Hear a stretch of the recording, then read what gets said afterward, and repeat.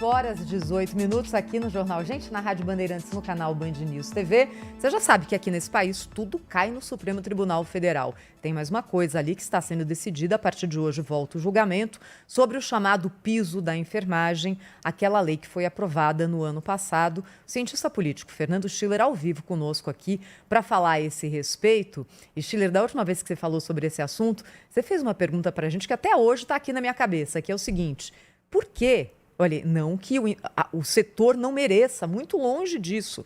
Sem os enfermeiros, a nossa situação na pandemia teria sido muito mais dramática. Agora, por que um setor específico, esse setor da enfermagem, tem que ter um piso salarial determinado por lei e ainda por cima referendado pelo Supremo Tribunal Federal, entre milhares de outras profissões que existem aqui no nosso país, né, Schiller? Bom dia.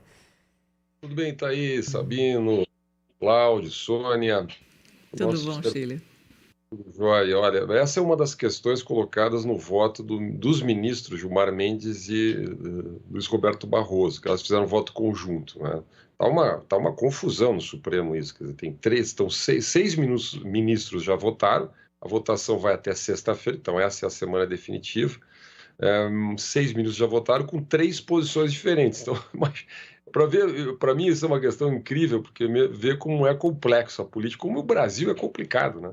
Imagina assim, nós temos 513 deputados federais, Thaís. Já ninguém se entende lá, né? Se dentro de uma corte com 11, votaram 6, já tem 3 posições diferentes, e muito diferentes, né? Para ver como o assunto é realmente complicado, né? Mas um dos pontos foi exatamente isso que a Thaís colocou agora, né? E o fato de que, bom, se pegar moda, né? No fundo, os ministros Gilmar Mendes e o ministro Barroso dizem basicamente o seguinte: a livre iniciativa é um pressuposto constitucional, é um princípio constitucional. A autonomia dos entes federativos, estados e municípios, é um princípio constitucional. Quando você aprova um piso nacional, você fere, de alguma maneira, você mexe, no mínimo, com esses 2 princípios. É óbvio que tem outros princípios, né? O princípio da dignidade humana, o princípio da valorização dos profissionais, tem muito princípio ali. Mas vamos lá. A ideia de que a União vai decidir, via Congresso Nacional, a imposição de um custo para os entes federativos, sem perguntar qual é esse custo e quem vai pagar essa conta, né? Até porque atinge de cara, né, no coração do Sistema Único de Saúde, né, que tenha tanta provisão de hospitais das redes públicas tradicionais, como hospitais filantrópicos, né, ou mesmo hospitais com fins lucrativos, ou seja, setor privado com fins lucrativos. Então, ninguém pergunta quanto é que custa isso. Algumas categorias têm pisos nacionais definidos em lei. Para quem gosta de um pouquinho de história no Brasil, a famosa lei de 1966 definiu pisos de várias categorias: engenheiros, arquitetos, agrônomos, químicos. Isso foi lá em 66. Depois nós tivemos em 2008 piso dos professores. E tem muitos projetos de lei, no Congresso Nacional pedindo para se generalizar isso. Então, a pergunta que eu deixo aqui para começar essa conversa muito rapidamente é dizer isso. Quer dizer, imagina uma economia como a brasileira, onde todas as categorias tivessem um piso, de amarrar toda a economia. Então, você abre um negócio, tem que saber lá qual é o piso, né? Então, é algo bastante complicado isso. Sem entrar numa discussão óbvia, né, que é a valorização dos enfermeiros. Então, quer dizer, que um enfermeiro que seja digno, que seja correto, que ele ganhe no mínimo R$ 4.750, que é o piso definido, bom, quem é que vai discutir isso, né? Até uma discussão em abstrato, quer dizer, a gente poderia dizer que qual a profissão aqui, que a gente diria aqui no ar, num programa da Bandeirantes, que não é digna, que não merece, né? A gente diria o motorista de ônibus, por exemplo, não é digno de merecer, etc, etc. As pessoas que trabalham por limpeza nas ruas de São Paulo não são dignas também de receber, etc, etc. As pessoas que, enfim, por que uma profissão é mais digna do que a outra, né? Isso é óbvio que cada um tem as suas preferências, pode dizer, poxa, mas quem trabalha com saneamento, por exemplo, trabalha na área de esgotamento sanitário, tratamento da água, o esgotamento sanitário não é muito importante. Os professores, por exemplo, que educam as nossas crianças, nas creches, nas escolas, não são importantes também, né? Bom, poderia, os profissionais da segurança pública, que estão nas ruas aí. Então, esse argumento, ele é óbvio que ele é válido, mas ele é válido para muita gente, né? A verdade é essa. Bom, mas vamos lá. No Supremo, quais são? Eu não vou, esse assunto vai longe, eu vou resumir aqui para o nosso nosso ouvinte telespectador. Quer dizer, são 3 posições. A posição que me chamou mais a atenção foi a última, a penúltima, aliás, colocada pelos ministros Dias Toffoli, seguido pelo ministro Alexandre de Moraes, dizendo o seguinte: o piso tem que ser regional. Regional. Significa o seguinte: como as regiões são muito diferentes, o ministro até diz, olha, se implantar o piso, aumenta 10% a média salarial em São Paulo, mas em alguns estados do Nordeste é 120, não sei quantos por cento, porque tem uma disparidade. Não é? Eu conversava agora mesmo com um profissional lá de Pernambuco, eu tenho contato via WhatsApp, assim, dizia assim, como é que é o piso, por exemplo, no estado? Bom, vai dobrar na média, dobra na média o salário médio. Né? Como é que faz para pagar isso? Você vai, por exemplo, uma operadora como a Unimed, que é uma das grandes operadoras de saúde privada, e as pessoas dizem, mas é privado, pode pagar. Bom, quem paga é o consumidor, quem tem plano de saúde. 25% das pessoas no país tem plano de saúde. E muitas vezes são pessoas que não são, assim, o setor privado, todo mundo é rico. Não, todo mundo é rico. Tem pequenas empresas, médias empresas, etc. Só na operadora, e que é a Amicus Curiae no projeto, que entrou com uma ação, enfim, pedindo a suspensão do piso, etc., tem um impacto de mais de 3 bilhões só numa operadora. Mais de 3 bilhões numa operadora. Ninguém sabe, no fundo, exatamente qual. A Confederação dos Municípios fala no impacto só para os municípios de mais de 10 bilhões. O governo fez um repasse de 7 bilhões, alguma coisa, para os entes federativos. Então, vamos lá. Há uma confusão generalizada isso. Né? Tem várias questões ainda. Primeiro, se precisa ter o piso, se deveria ter o piso. Segundo, se esse assunto deveria estar no Supremo, né? Porque no voto do ministro Gilmar Mendes, por exemplo, e do ministro Barroso, está ali a ideia de vamos retirar os recursos das emendas parlamentares. Até me lembrei do Cláudio aqui, do Sabino, que discute o tema da política, né? Eu brinquei até assim, vamos combinar com os russos, né? Combinaram com o Arthur Lira, que vão retirar o dinheiro das emendas parlamentares. Os deputados vão gostar dessa ideia. Quando os deputados votaram, em grande maioria, antes das eleições, eles não disseram onde é que ia sair o dinheiro, nem fizeram conta, né? Agora vai para o Supremo diz assim, imagina que pega essa lá do ministro Gilmar Mendes e do ministro Barroso, diz assim, não, tira das emendas parlamentares, já tem uma briga incrível pelas emendas parlamentares, agora vai ter mais essa, né? Outra coisa que me impressiona nisso, Thaís, é assim, o Supremo está fazendo política pública, imagina, o Supremo está fazendo alocação orçamentária, está dizendo, olha, pega o recurso das emendas parlamentares e aloca para pagar o piso da enfermagem. Então, significa que o Supremo está tomando decisões que são tipicamente de políticas públicas, né? Enfim, acho que o detalhe no voto do ministro Barroso, ele definiu o seguinte: hospitais que têm 60% ou mais de atendimento pelo SUS demandam esse repasse por parte da União, então são considerados públicos. O problema é que boa parte das entidades filantrópicas, hospitais filantrópicos que atendem pelo SUS, pode ter 65, 70 e tal. Como é que fica esse atendimento, que é muito importante? Muitas regiões aí de São Paulo, por exemplo, esses dias eu estive aqui num congresso sensacional dos hospitais filantrópicos, e qual é a grande demanda? A tabela do SUS é totalmente defasada, as entidades precisam buscar recursos, doações, etc., o tempo inteiro, especialmente as santas casas. Aí você coloca mais esse custo, não tem nenhum repasse garantido. O ministro prevê, tem 60 dias para um acordo negociado da categoria, só que passou 60 dias, não houve acordo, vale o piso. Inclusive, um dos dirigentes me perguntou, mas qual é o interesse da categoria fazer acordo se daqui a 60 dias? Só se tiver uma sensibilidade de que pode haver demissões, enfim, mas efetivamente é muito, muito complicado isso. Então, uma confusão. Vamos esperar o que vai acontecer ao longo da semana.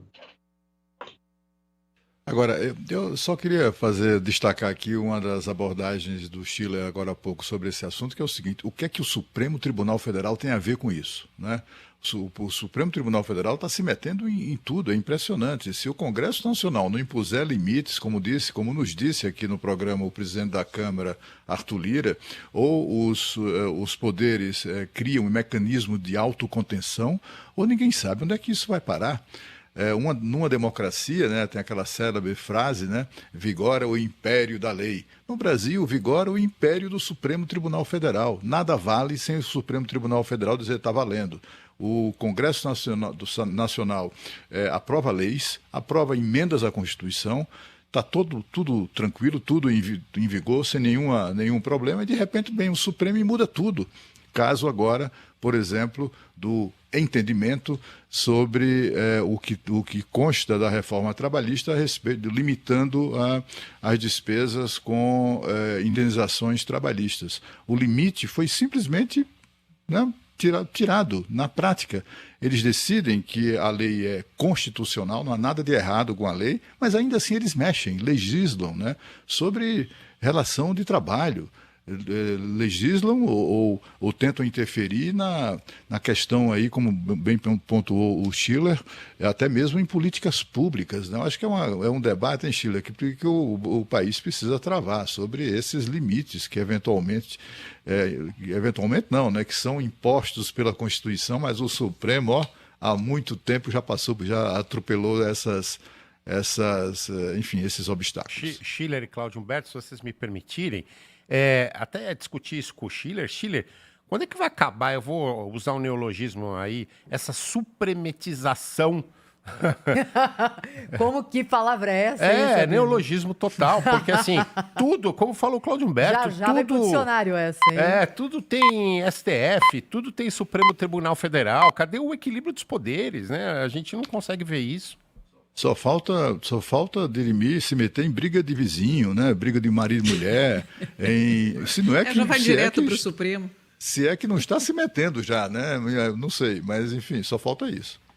Nós tivemos, né? A gente analisa aqui, eu até comentava, brincando também com um colega meu, que até alguns anos atrás a gente fazia análise do Congresso, dos partidos, do Executivo, enfim, do mundo político, né? De uns anos para cá, olha quantas vezes a gente entra aqui para analisar o Supremo. A gente praticamente virou analista de Supremo, né?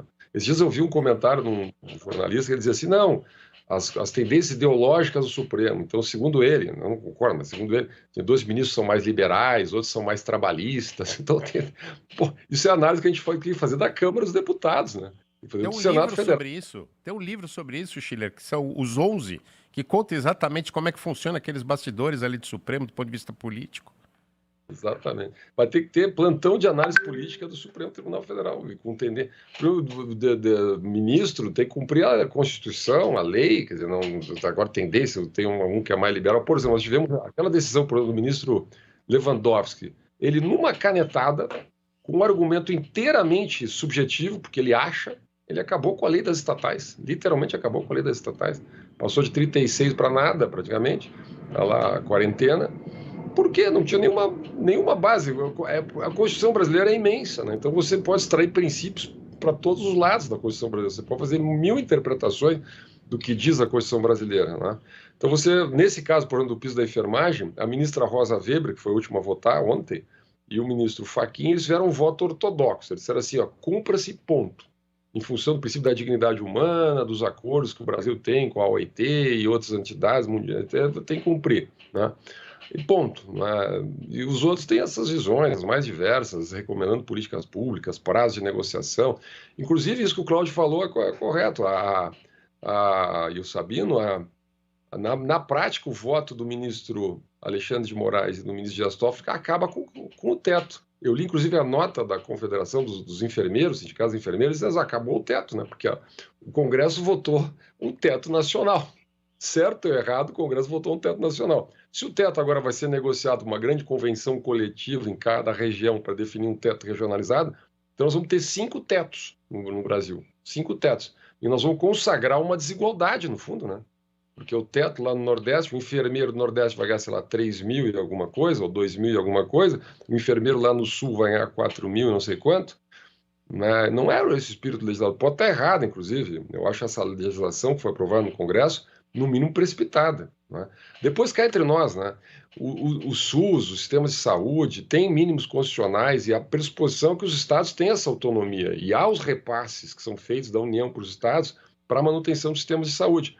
Agora, quem é que acredita, né, em que todo ano o governo fará uma complementação, nós vamos ter uma eterna discussão a cada lei orçamentária para designar mais 7, 8, 10 bi para complementar o piso da enfermagem? Isso não vai funcionar, né? Já não está funcionando agora, começou, porque obviamente os municípios, os estados dizem que os 7 bilhões do governo é inconsistente. Então, eu não sei, tá meio tudo errado aqui, viu, Thaís, esse processo. Esse é o resumo da história, né, Schiller? Tá meio tudo errado. É isso aí. Fernando Schiller, cientista político, sempre conosco aqui, fazendo aquele que acompanha o jornal Gente pensar e ter uma visão também mais aberta a respeito de muitos assuntos. Obrigada, viu, Schiller? Até a próxima. Boa semana para você. Boa semana, grande abraço. Um abraço.